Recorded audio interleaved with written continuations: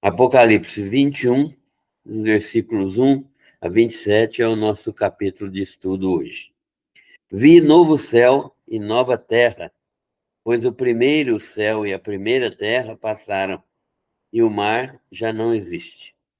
Vi também a cidade santa, a nova Jerusalém que descia do céu, da parte de Deus, afastada, ataviada como noiva e adornada para o seu esposo. Então ouvi grande voz vinda do trono, dizendo: Eis o tabernáculo de Deus com os homens. Deus habitará com eles.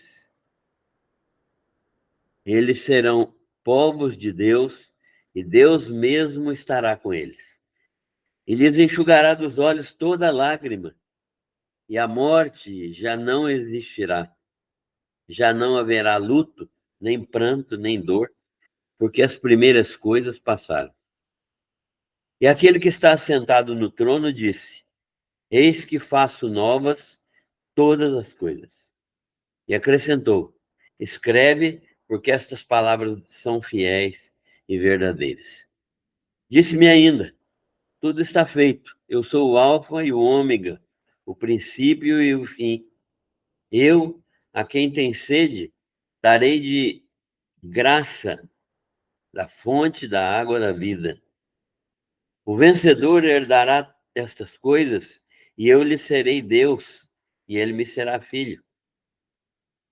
Quanto, porém, aos covardes, aos incrédulos, aos abomináveis, aos assassinos, aos impuros, aos feiticeiros, aos idólatras e a todos os mentirosos, a parte que lhes cabe será no lago que arde com fogo e enxofre, a saber, a segunda morte. Então veio um dos 7 anjos, que tem as 7 taças cheias dos últimos 7 flagelos, e falou comigo, dizendo: Vem, mostrar-te-ei a noiva, a esposa do Cordeiro. E me transportou em espírito até a uma grande e elevada montanha, e me mostrou a santa cidade, Jerusalém, que descia do céu da parte de Deus, a qual tem a glória de Deus. O seu fulgor era semelhante a uma pedra preciosíssima, como pedra de jaspe cristalina. Tinha grande e alta muralha, 12 portas, e junto às portas 12 anjos, e sobre elas nomes inscritos, que são os nomes das 12 tribos dos filhos de Israel. 3 portas se achavam a leste, 3 ao norte, 3 ao sul e 3 a oeste.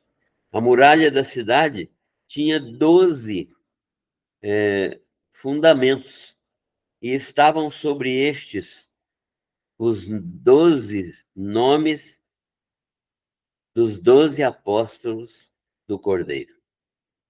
Aquele que falava comigo tinha por medida uma vara de ouro para medir a cidade, as suas portas e a sua muralha. E a cidade é quadrangular, de comprimento e largura iguais. E mediu a cidade com a vara até 12.000 estádios. O seu comprimento e largura e altura são iguais. Mediu também a sua muralha, 144 côvados, medida de homem, isto é, de anjo. A estrutura da muralha é de jaspe, também a cidade é de ouro puro, semelhante a vidro límpido. Os fundamentos da muralha da cidade estão adornados de toda espécie de pedras preciosas. E o primeiro fundamento é de jaspe, o segundo de safira, o terceiro de calcedônio, o quarto de esmeralda, o quinto de sardônio, o sexto de sárdio, o sétimo de crisólito, o oitavo de berilo, o nono de topázio, o 10º de crisópraso e um 10º de jacinto e o 12º de ametista. As 12 portas são 12 pérolas. E cada uma dessas portas de uma só pérola. A praça da cidade é de ouro puro, como vidro transparente. Nela não vi santuário, porque o seu santuário é o Senhor, o Deus Todo-Poderoso e o Cordeiro. A cidade não precisa nem do sol, nem da lua, para lhe darem claridade, pois a glória de Deus a ilumina, e o Cordeiro é a sua lâmpada. As nações andarão mediante a sua luz, e os reis da terra trazem a sua glória. As suas portas nunca jamais se fecharão de dia, porque nela não haverá noite. Eles trarão a glória e a honra das nações. Nela nunca, jamais penetrará coisa alguma contaminada, nem o que pratica abominação e mentira, mas somente os inscritos no livro da vida do Cordeiro. Amém. Senhor, agradecemos-te pela tua palavra. Estamos lendo nestes dias, capítulo por capítulo, do livro de Apocalipse, e queremos te agradecer porque o Senhor tem sido fiel à tua palavra em todo o tempo e tem cumprido todas as coisas que o Senhor prometeu nas profecias do Velho Testamento. E agora estamos vendo o final de todas as coisas predito pelo próprio Jesus Cristo e entregue como revelação a João, para que nós pudéssemos saber como igreja como seria o final de todas as coisas e como nós estaríamos nos relacionando com as pessoas deste mundo, apesar de sermos filhos teus glorificados na ressurreição.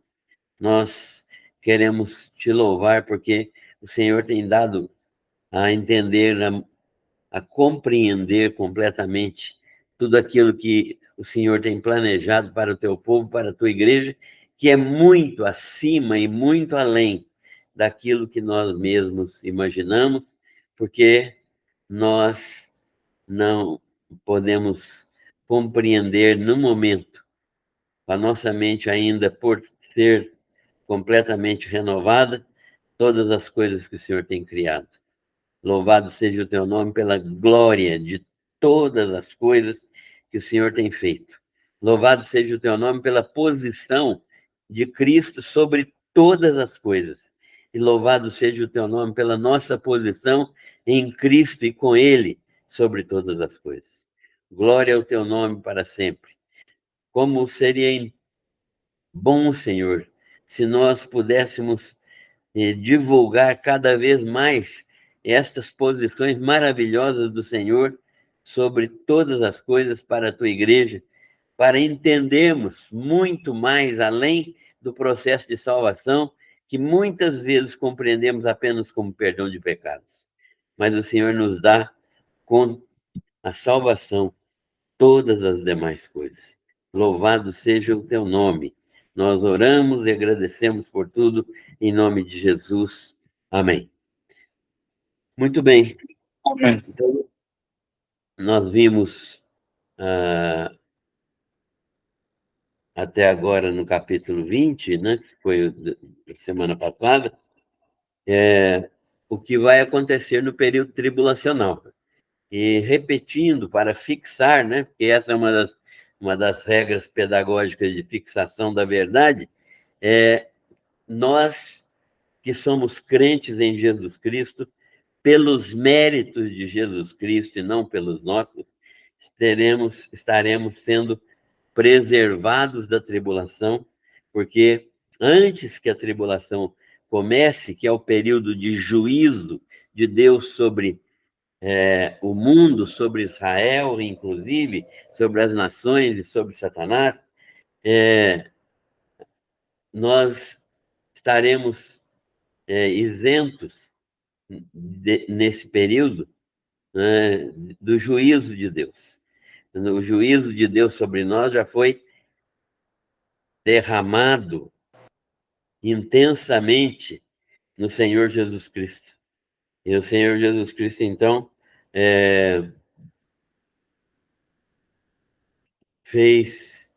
levou sobre si, fez toda a expiação dos nossos pecados, levando sobre si todas as nossas dores, todos os nossos sofrimentos, e levando principalmente todos os nossos pecados na cruz do Calvário.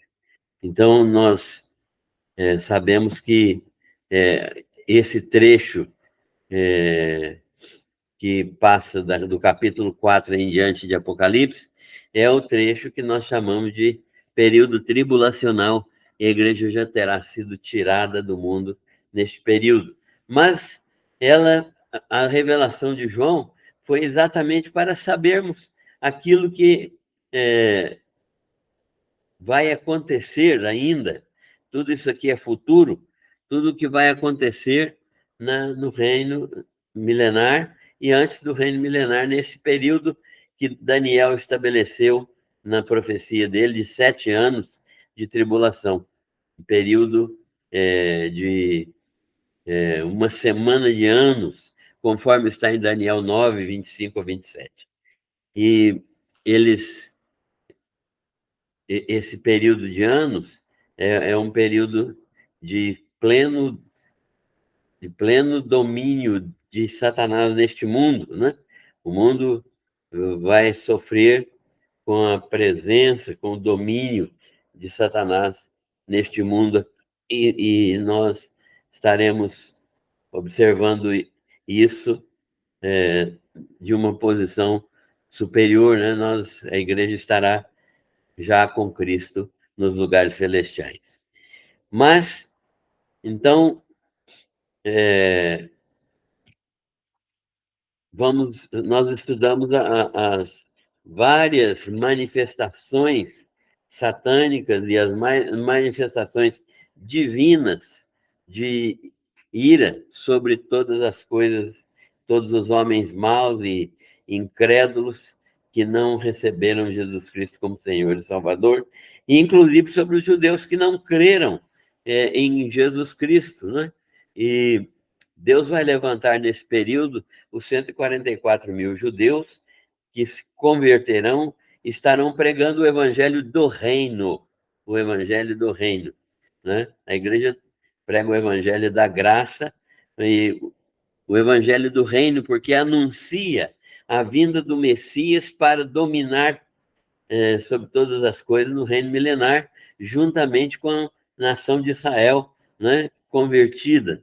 A nação de Israel vai se converter no período final da tribulação, e todas as promessas feitas por Deus a Davi em relação ao reino milenar e a sua descendência messiânica vão se cumprir em Jesus Cristo neste período final da história. Então, o reino de 1000 anos é um reino em que Jesus estará reinando, e juntamente com Davi, possivelmente Davi ressurreto, conforme o ensino de Jeremias, estará sendo regente em Israel, e Jesus sendo o imperador, o dono, o senhor de todo o universo, né? O governador pleno de todo o universo, rei dos reis e senhor dos senhores. Então, nós chegamos até aos capítulos finais e vimos que no finalzinho vai haver, né? Já está havendo, quem presta atenção nas coisas já tem visto isso, né? Já está havendo uma preparação de um sistema completamente pagão, religioso pagão, um sistema religioso pagão que se estabelece no cristianismo, chamado cristianismo romano, né? E que nós mostramos aqui com alguns detalhes sobre a sua paganização progressiva, até chegar mesmo a não ser uma religião cristã, né? Tem nome de religião cristã, mas Cristo está ausente desta religiosidade, né? Porque tem tantos acréscimos e tantas alterações doutrinárias que Jesus Cristo já não está presente mais nesta situação. E essa situação de completa transgressão daquilo que foi ensinado, de completa adulteração da verdade bíblica, é uma situação final. E isso vai servir a um sistema político, é um sistema político religioso que vai servir a Satanás para dominar o mundo. Então, o anticristo, que é uma figura que Satanás usa como seu principal substituto neste mundo, né?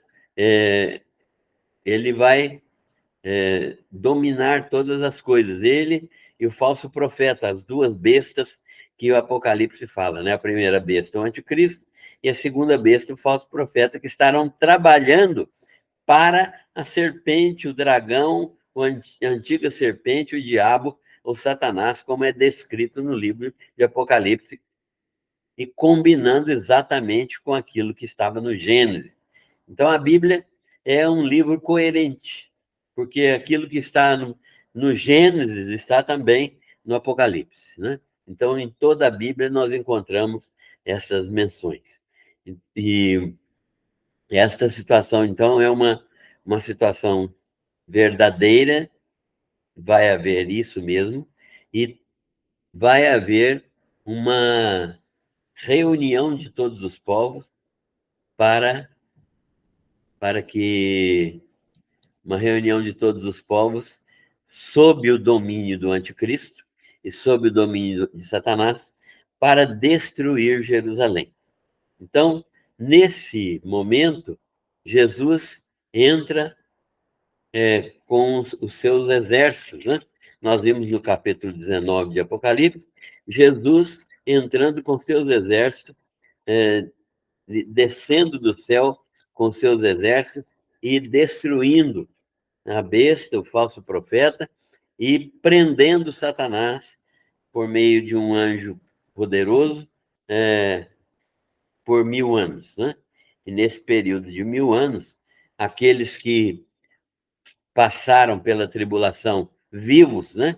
Os que morreram foram ressuscitados no finalzinho da tribulação. Nós vimos isso aqui, né? Aqueles que foram ressuscitados no final da tribulação, no versículo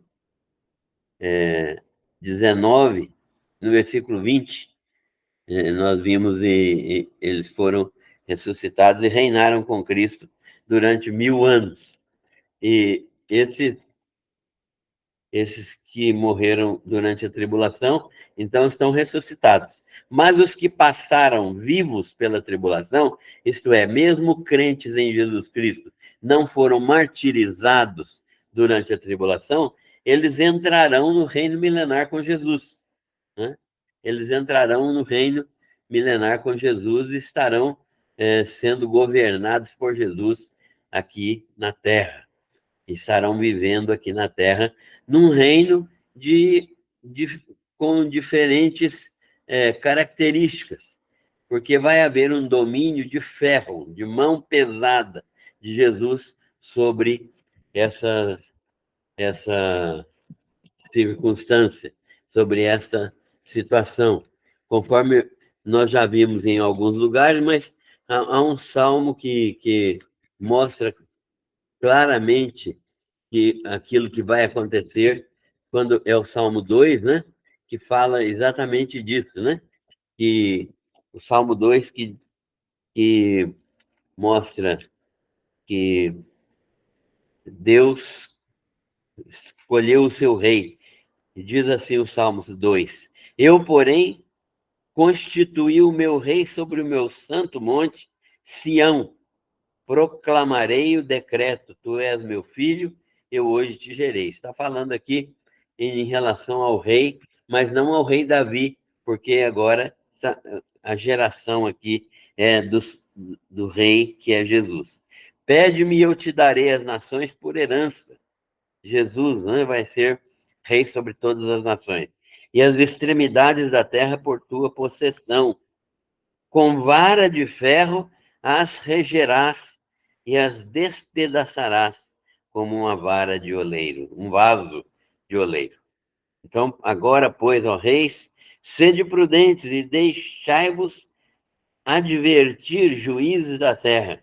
Servi ao Senhor com temor e alegrai-vos nele com tremor. Beijai o filho para que não se irrite e não pereçais no caminho, porque dentro em pouco se lhe inflamará a ira. Bem-aventurados todos os que nele se refugiam. Esse é um dos textos que falam a respeito do domínio de Jesus no reino milenar e que nós vamos ver mais um pouquinho daqui a alguns instantes. Esse reino milenar, então, é um reino que exclui todos aqueles que não são tementes a Deus, né? Só entram no reino milenar as pessoas que creram em Jesus durante a tribulação e que não morreram executadas, não morreram martirizadas. E aí nós vimos que Deus estabelece o reino milenar e no final dos 1000 anos de reino milenar, Satanás é solto de sua prisão. E qual o objetivo que Deus teria e que Deus tem, né, de permitir que Satanás, depois de 1000 anos preso, que ainda vai acontecer, seja solto novamente? Será para demonstrar que mesmo nas melhores condições, nós vamos ver as condições aqui de vida do reino milenar. Nós vamos ver rapidamente ali as condições de vida do reino milenar. E mesmo nas melhores condições e com Jesus reinando em paz, tranquilidade, equilíbrio, justiça, etc., vai haver ainda pessoas que nascem no reino milenar, filhas de pessoas que entraram para o reino milenar crendo em Jesus, mas que não creem. Muitos deles não vão crer, os descendentes podem não crer, né? Porque eles terão, ainda não terão corpos glorificados, por, quando eles entrarem no reino milenar, eles não foram ressuscitados, então não tem corpos glorificados. E eles estarão vivendo um período de grande benevolência de Deus, mas muitos ainda poderão ser enganados por Satanás, assim como Adão e Eva foram enganados, né, lá no paraíso. E aí Deus vai demonstrar a extrema malignidade do pecado e vai demonstrar também como esse pecado corrompe o coração dos seres humanos. Irmãos, nós precisamos aprender a lidar com o pecado nas nossas vidas, porque é um poder extremamente corrosivo, é um poder extremamente deletério, é um poder extremamente desvirtuante. Então, nós precisamos aprender a eliminar o pecado da nossa vida, porque há um poder satânico no pecado que destrói a nossa comunhão com Deus. E isso vai acontecer aqui, e Satanás vai fazer uma nova revolução no final dos 1000 anos, mas Deus vai destruí-lo com fogo que vem do céu, né? Fogo e enxofre que vem do céu e destrói. Satanás será lançado no lago de fogo, né? O inferno não é o final de todas as coisas. O inferno também será lançado no lago de fogo. O inferno é agora, hoje, um local onde os ímpios que não creem em Jesus estão aguardando o julgamento para serem lançados no lago de fogo, né? Isso que é o inferno.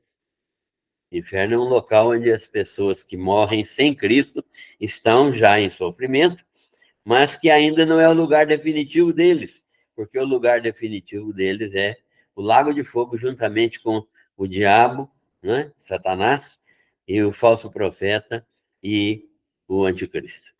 Então, isso é o que está planejado por Deus e relatado aqui no livro de Apocalipse. E se alguém não foi encontrado no livro da vida, vai ser lançado para dentro do lago de fogo. Uma perguntinha básica. Você tem convicção de que o seu nome está escrito no livro da vida? Essa é uma pergunta que a gente precisa responder individualmente, né? E só aqueles que creem em Jesus Cristo como Senhor e Salvador e que se entregam a Ele diariamente para fazer a sua vontade é que tem o nome escrito no livro da vida. Agora tem uma vantagem. Todos aqueles que têm o nome escrito no livro da vida nunca terão esse nome apagado, aleluia, né? Glória a Deus. Nós não teremos esse nome apagado. Por quê? Porque Deus, ao escrever nosso nome no livro da vida, transforma completamente a nossa condição de pecadores perdidos em salvos, filhos salvos por meio da fé, por manifestação da graça de Deus. Então, João vê um novo céu e nova terra, e ele descreve esse novo céu e nova terra. Viu uma cidade santa, né? Uma Jerusalém que descia do céu, uma cidade mesmo. E ele descreve como uma cidade cuboide, né? Cuboide no sentido de que todas as dimensões dela são iguais, né? Largura, profundidade e altura, né? Comprimento, largura e altura, querendo outros. E ela é uma cidade imensa, que caberá milhões e milhões de pessoas. E muitos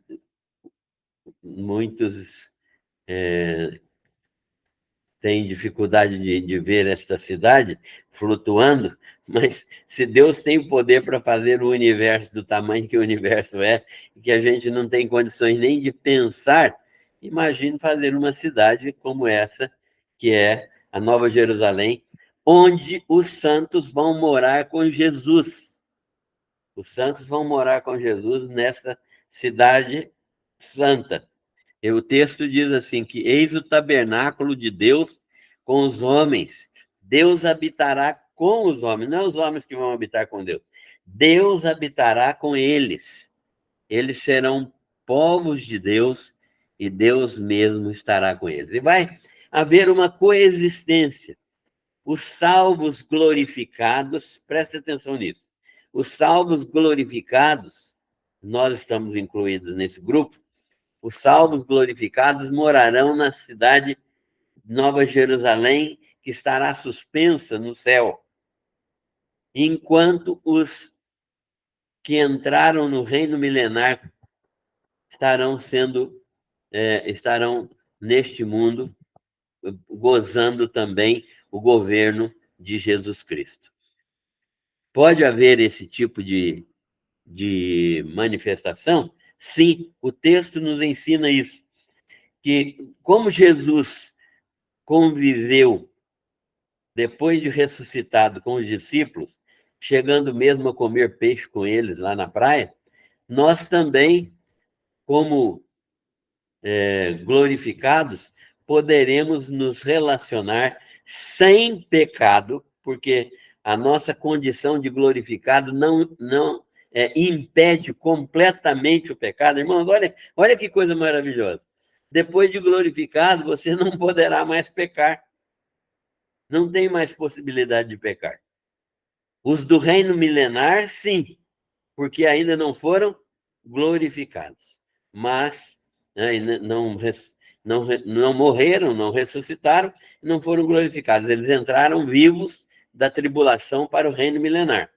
Então, eles poderão pecar ainda, mas nós nunca mais poderemos pecar. É por isso que o texto diz, olha, e aquele que está sentado no trono disse, eis que faço novas todas as coisas. E ele nos enxugará dos olhos toda lágrima. E a morte já não existirá. Já não haverá luto, nem pranto, nem dor, porque as primeiras coisas passaram. Disse-me ainda, tudo está terminado, tudo está feito. Eu sou o Alfa e o Ômega, o princípio e o fim. Eu, a quem tem sede, darei de graça da fonte da água da vida. O vencedor, aquele que for crente em Jesus Cristo, herdará estas coisas, e eu lhe serei Deus e ele me será filho. Então, esta situação é uma situação completamente planejada por Deus e que vai acontecer, né, plenamente de acordo com a palavra de Deus. Agora ele vai dizer quem não vai entrar, quem não entra, né? João está olhando para frente e para trás aqui. Para frente, o que vai acontecer?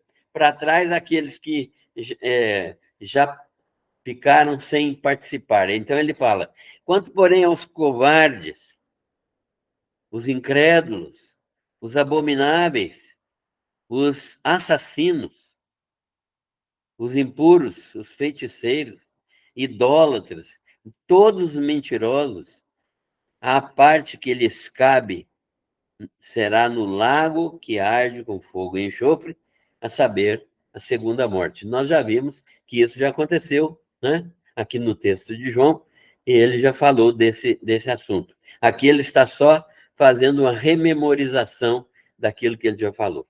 Então, agora, uma coisa importante.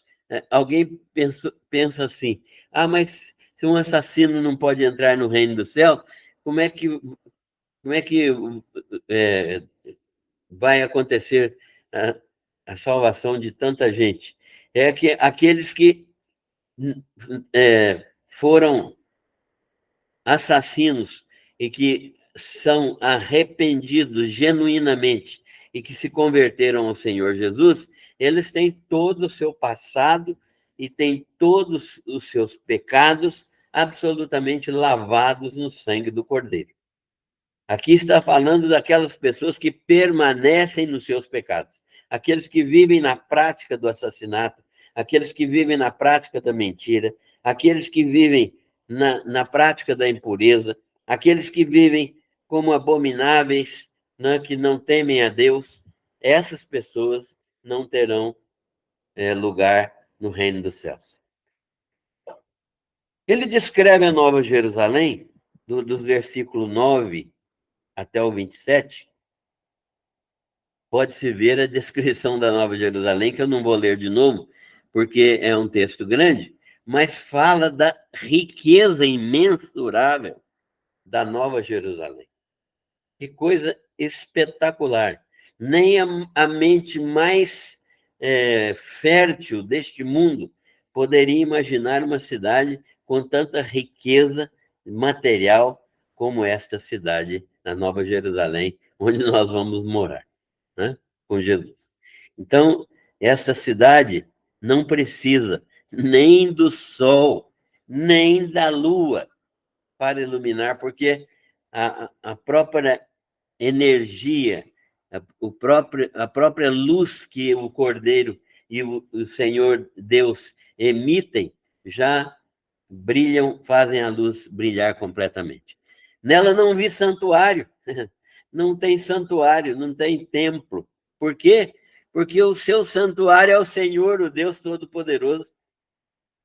Nós estaremos nos reunindo juntamente com todos os salvos na presença de Deus, e não precisa de santuário melhor do que este, porque a presença de Deus enche toda a terra. E a cidade não precisa de iluminação, porque o Cordeiro é a sua lâmpada. As nações, aquelas nações que estarão no reino milenar, né, andarão mediante a sua luz aqui na terra. A luz dessa cidade vai brilhar intensamente aqui na terra. E os reis da terra lhe trazem a sua glória. Ou seja, vai haver adoração no reino milenar? Vai haver adoração no reino milenar. as pessoas que estiverem aqui, né, no reino milenar, e não somos nós estaremos na Nova Jerusalém, eles vão adorar a Deus constantemente. E o centro nacional e mundial de adoração será Jerusalém, com o seu templo memorial, né? Um templo memorial restaurado. O que significa um templo memorial? É um templo que só serve para trazer à memória tudo aquilo que já foi feito. Né? É um local como um local simbólico, como a nossa ceia do Senhor. A nossa ceia do Senhor é um memorial que faz a gente lembrar o sacrifício de Cristo e a sua ressurreição. O templo memorial de Jerusalém será também um local onde as nações poderão adorar a Deus, né, nesse período. E Jerusalém será a capital mundial nesse tempo da adoração. As suas portas nunca jamais se fecharão. As nações andarão mediante a sua luz, os reis da terra lhe trazem a sua glória, e as suas portas nunca jamais se fecharão de dia, porque nela não haverá noite. Nela não haverá noite. E lhe trarão a glória e a honra das nações. Nela, na cidade eterna, nunca mais penetrará coisa alguma contaminada, nem o que pratica abominação e mentira, mas somente os inscritos no livro da vida do Cordeiro. Esse é o texto que nós temos no capítulo 21 e que nos fala diretamente sobre a consumação das coisas eternas. No capítulo 22, nós vamos ver algumas outras coisas a respeito dessa vida no reino milenar. Mas eu queria falar agora, rapidamente, sobre a vida na cidade eterna, a Nova Jerusalém. Como será a vida na Nova Jerusalém? Aqui neste mundo, nós já sabemos que será uma vida de prosperidade. Na Nova Jerusalém será uma vida diferente, mas uma vida diferente em intensidade, diferente em qualidade da nossa vida que nós já temos aqui. Aqui nós já adoramos, lá nós vamos adorar numa outra dimensão. Então é uma vida de comunhão com Ele, com Deus, né? Porque agora nós vemos como em espelho, obscuramente, então veremos face a face. Agora nós somos filhos de Deus, mas ainda não se manifestou o que havemos de ser. Sabemos, portanto, que quando ele se manifestar, ou seja, quando Jesus Cristo se manifestar em sua glória, seremos semelhantes a ele, corpos glorificados e santos, porque haveremos de vê-lo como ele é. E nós vamos contemplar a sua face e seremos recebidos pelo próprio Deus nesta cidade. Será uma vida também, além de comunhão com Ele, uma vida de descanso. Uma vida de descanso. Então, o texto de Apocalipse diz assim: ouvi uma voz do céu dizendo: escreve, bem-aventurados os mortos, que desde agora dormem no Senhor. Sim, diz o Espírito, para que descansem das suas fadigas, pois as suas obras os acompanham. Então, nós teremos uma vida de descanso. Não significa uma vida de inatividade, significa uma vida de descanso. Nós estaremos fazendo as coisas que Deus deseja, glorificando a Deus em eternidade, agindo de acordo com aquilo que Deus determinar para nossas ações, né? Participando do governo mundial, universal, neste universo que é quase que infinito, né? Criação de Deus, mas não estaremos cansados, né? Não teremos cansaço. É uma vida de descanso. Mas também uma vida de total entendimento. Nós não vamos ter mais dificuldade de compreender as coisas, né? Nós vamos ter a mente de Cristo. Nós já temos a mente de Cristo, não no grau de perfeição que teremos depois da glorificação, mas já temos a mente de Cristo. Por isso que nós podemos entender coisas que os incrédulos não entendem, porque nós já temos a mente de Cristo. Mas nós teremos uma mente mais amplamente transformada e seremos capazes de compreender todos os mistérios de Deus. E teremos uma vida de santidade, uma vida de santidade. Nunca, jamais penetrará coisa alguma imunda lá na cidade celestial, né? Na Nova Jerusalém. Uma vida de alegria, irmãos, uma vida completamente alegre. Ele enxugará dos olhos toda lágrima e a morte já não existirá. Não haverá sofrimento, nem luto, nem pranto, nem dor, nem coisa alguma que interfira na nossa vida. É uma vida de serviço, como eu acabei de dizer, não é uma vida de inatividade, é de descanso, mas de serviço. Nunca mais haverá qualquer maldição. Nela estará o trono de Deus e do Cordeiro, e os seus servos o servirão. O que é esse servir a Deus aqui? Que muitas vezes é misterioso para nós, mas eu creio que uma das funções desse serviço é glorificar a Deus o tempo todo e também participar da regência deste mundo, deste universo. Uma vida de abundância. Aquele que tem sede, venha a mim e beba, né? E darei da fonte da água da vida. Uma vida de glória, uma vida que nós não temos noção ainda da glória dessa vida, porque nós, nós estamos com a mente ainda, né? Limitada. Já temos a mente de Cristo, mas ela ainda não está na sua plena dimensão que foi planejada por Deus. Então, nós vamos ver essa vida de glória, viver uma vida de glória. Aquilo que hoje nós vivemos é uma leve e momentânea tribulação, para que seja revelado o eterno peso de glória que Deus nos dará. Uma vida de glória. Uma vida de adoração. Lá no céu, na Cidade Santa, é que nós vamos conhecer plenamente o que é adoração, né?